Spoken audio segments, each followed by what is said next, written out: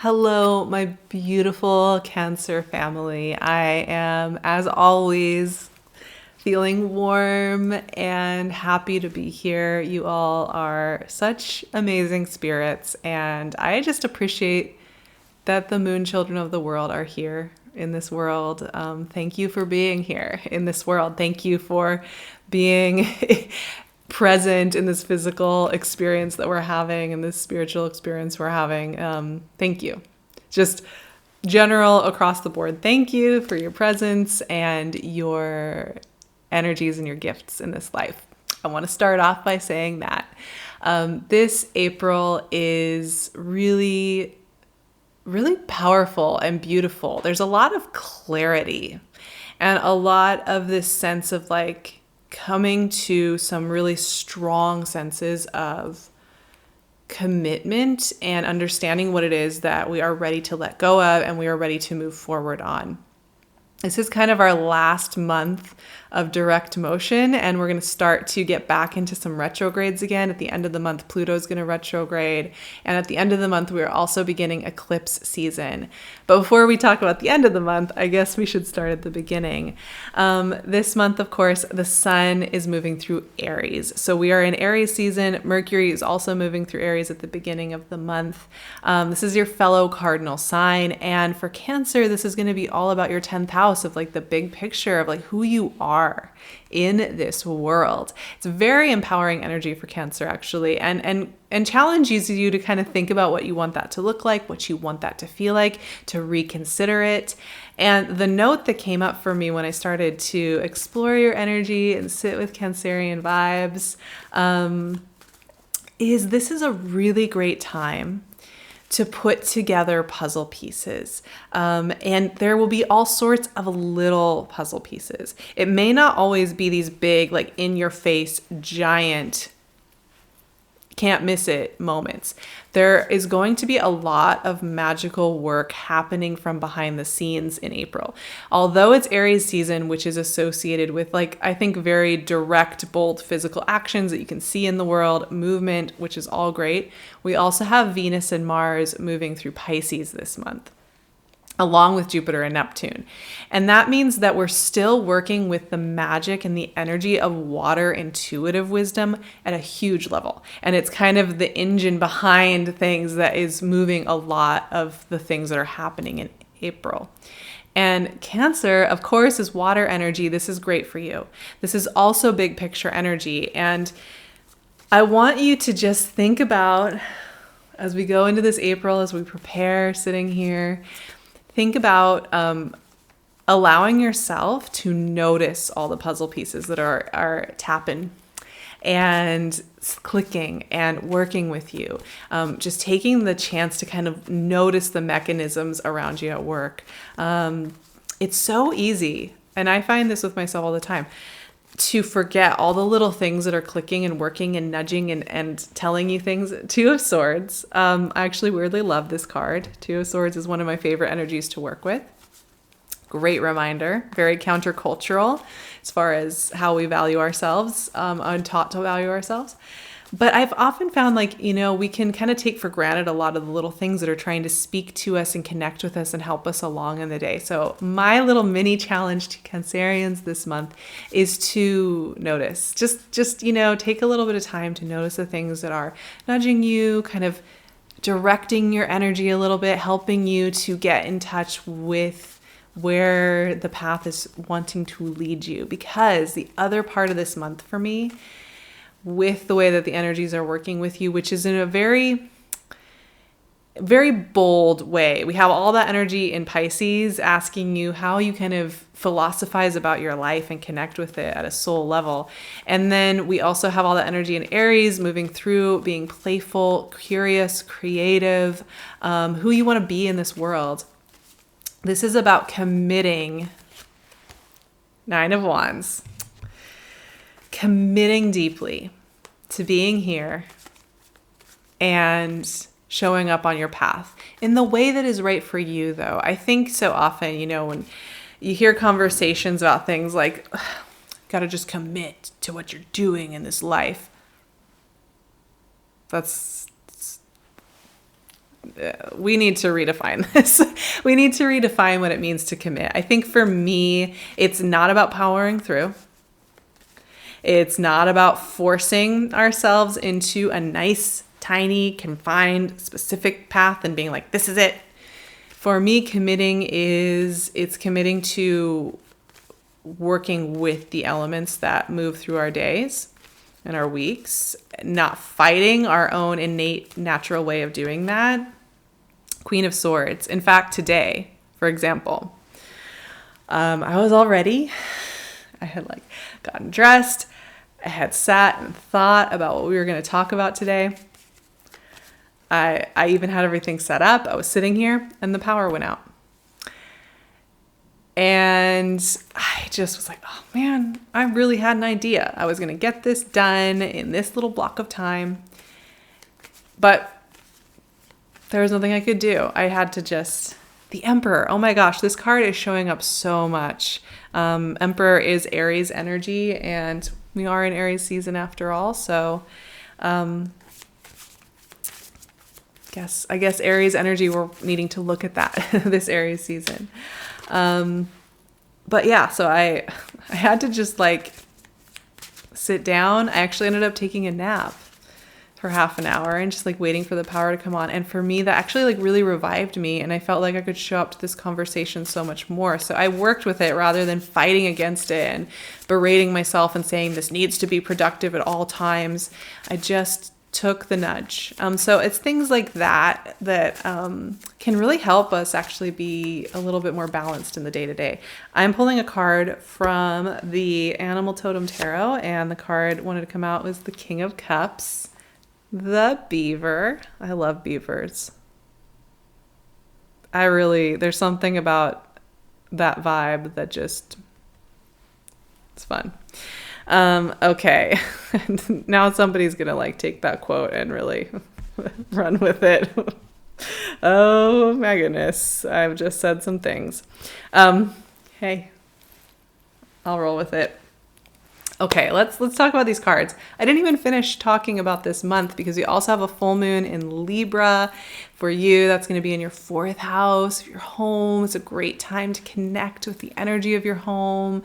Maybe kind of clear some space in there or rearrange it and feel really reconnected with it. And then, of course, at the end of the month, we have eclipse season with a new moon in Taurus in your 11th. That's also a solar eclipse. So it's a beautiful month. There's a lot of refresh energy going on. Let's talk about these cards. Okay. First message that came out very clearly for me is rest. And I don't necessarily mean that all of Aries season, you need to just stay home and take 10 naps, which also, if you do that, by the way, I support you. I think that's great. I think you should do that if that's what feels good to you.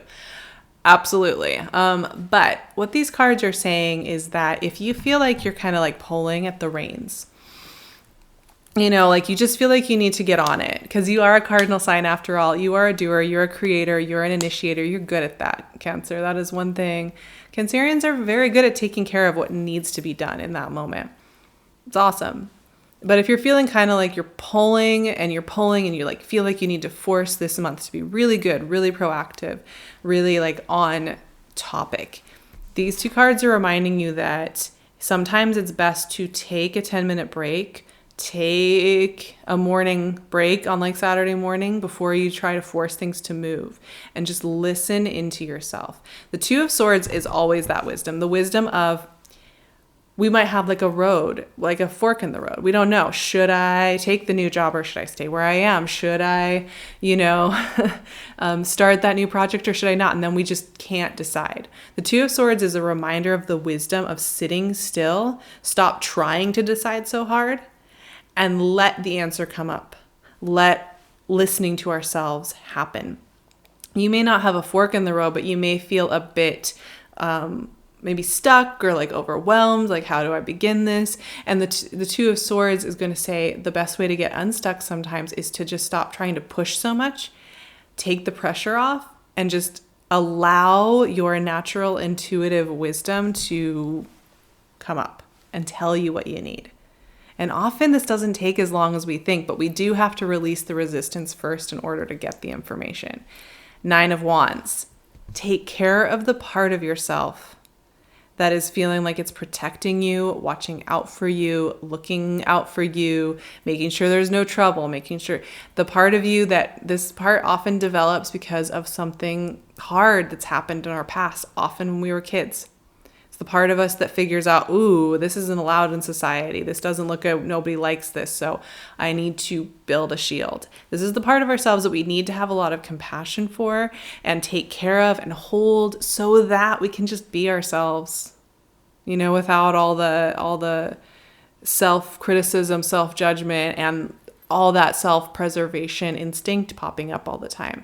So the first thing that happens here in this reading, Cancer, is about you just taking care of yourself, getting rest for those parts of yourself that are ever vigilant and pushing to make sure things are happening. There's something that wants to be heard underneath that, but we can only access that information when we've had self-compassion for the inner critic, and we've also just taken a breath and not forced ourselves to be constantly productive. And then we get to the other part of this reading, and I think as this month develops, it'll get clearer what's trying to come up for you. We just get straight into the royalty, and we're just royalty all the way the rest of this conversation. Queen of Swords. So whereas the 2 of Swords and the 9 of Wands are a little bit uncertain, maybe kind of, I don't know, what should I do? I'm feeling timid, or I want to protect myself, and needing to take care of that part of ourselves and just not really having clarity there. The Queen of Swords is deep clarity. The Queen of Swords pops up when there's a knowing that occurs. And it's a knowing that you can't unknow. And this can be really exciting and really energizing and fun and good and warm and juicy. It can also sometimes be a little intimidating, just depending on what that knowing is for you and that comes up in you. But the Queen of Swords represents that deep knowing, and that something is changing and there's no going back. There's no going back to the time before you knew this thing that you're really wanting to pursue or really wanting to shift. So the core of this month is going to be about this knowing that appears. And that is directing your path a little bit more. It will be loud. It will be clear.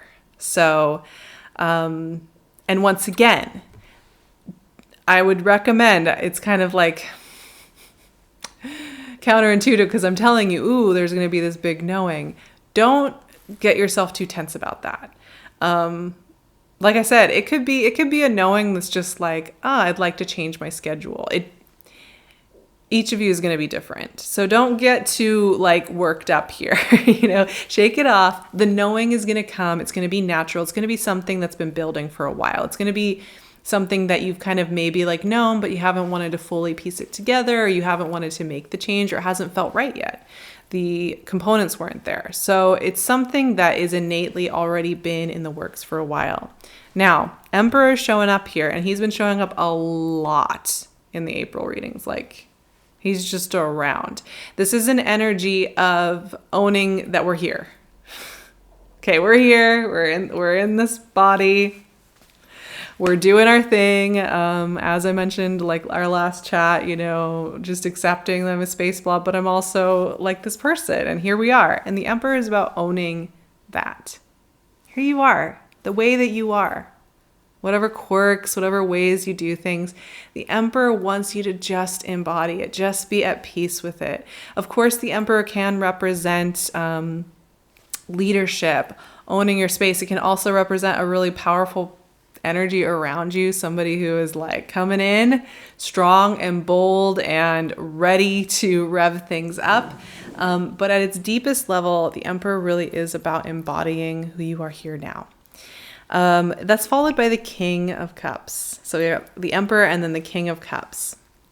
I like this especially for Cancerians, because the King of Cups to me is all about being empowered by your intuitive emotional wisdom and allowing that to be a gift and a tool that gives you insights about how you move through this world. And I am going to read the page showed up right for me. I am going to read the little inscription. This is from my Animal Totem Tarot, and there's these really beautiful, lovely little write-ups, and I just thought this will be nice. Did you know that what you build with your skills can literally change the landscape around you? All you have to do is trust that your gifts are not just for you alone, but were given to you to be of service to those around you. You just never really know what sort of impact you will have until you become active in playing the part that only you were created for. And that's exactly it. The actualization of owning your space in this world. And that's going to look different, really different for everybody. We all have our own version of that. It's not just being on a stage. It's not just owning a room and like wearing a fancy gown, right? It's not the things that we see in movies about empowered space. It looks very different than what we see in movies and what we see online and all of that. It's a lot of times these very quiet moments in a typical day that are about that empowered sharing of our gifts. That's where it's at. So I just want to remind you of that. This is a really powerful reading, Cancer. And it's kind of like what I said at the beginning. Thank you for being here. Like not here with me in this chat, but also that. But like you're here in this world, in this physical experience. You're here. And thank you for that. And share those gifts, show up. I want to see them. I want to be there for it. I am going to be activating this Libra full moon coming up, all the eclipses. We're going to be exploring Lilith as she moves signs. There's going to be a lot of fun things to do. So I'd love to see you over on my Patreon where I will be doing all of that. You can also find me on my Instagram. There's only one true Sarah Vrba, so I'll leave my handle below.